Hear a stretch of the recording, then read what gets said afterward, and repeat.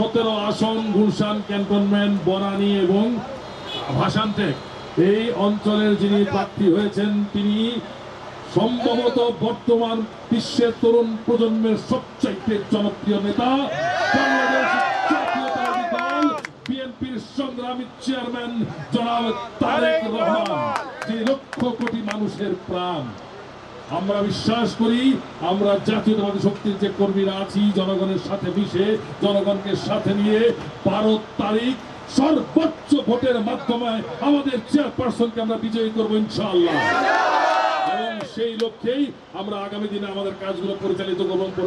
আমরা যাতে কোথাও কোনো গ্যাপ না পড়ে, কোথাও যাতে মানুষ আমাদের প্রচারণা কোনো কারণে কষ্ট না পায়, সব দিক খেয়াল রেখে আমরা আমাদের প্রচারণা চালিয়ে যাবো এবং আমাদের নেতাকে ইনশাআল্লাহ বিপুল পরিচয় করবো। প্রিয় গুলশানবাসী, আগামী ত্রয়োদশ নির্বাচনে 12ই ফেব্রুয়ারি সকাল থেকে সন্ধ্যা পর্যন্ত বাংলাদেশ জাতীয়তাবাদী দল বিএনপিকে ধানের শীষে ভোট দিন। প্রিয় গুলশানবাসী, আপনাদের সহযোগিতা চাই আগামী দিনে বাংলাদেশের উন্নয়নে। বাংলাদেশ জাতীয়তাবাদী দল আপনাদেরকে সাথে নিয়ে কাজ করবে ইনশাআল্লাহ। ইনশাআল্লাহ আমাদের নেতা জনাব তারেক রহমান আগামী দিনে বাংলাদেশের কর্ণধার হয়ে এই দেশের আপামর জনসাধারণ, কৃষক, শ্রমিককে নিয়ে এই দেশের উন্নয়নে কাজ করবে ইনশাআল্লাহ। আপনাদের সহযোগিতা চাই। প্রিয় এলাকাবাসী, প্রিয় গুলশানবাসী, আপনাদের এলাকার উন্নয়ন, রাস্তাঘাট, নিরাপত্তা, মাদক নিয়ন্ত্রণ, দখল বাণিজ্য নিয়ন্ত্রণ থেকে মুক্ত করতে বাংলাদেশ জাতীয়তাবাদী দল বিএনপিকে ধানের শীষে ভোট দিন। ধানের শীষে ভোট দিন। মার্কা আছে?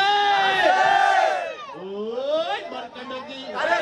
সবাই বলো তালে তালে ভারত তালে সবাই বলো মার্কাটা কি?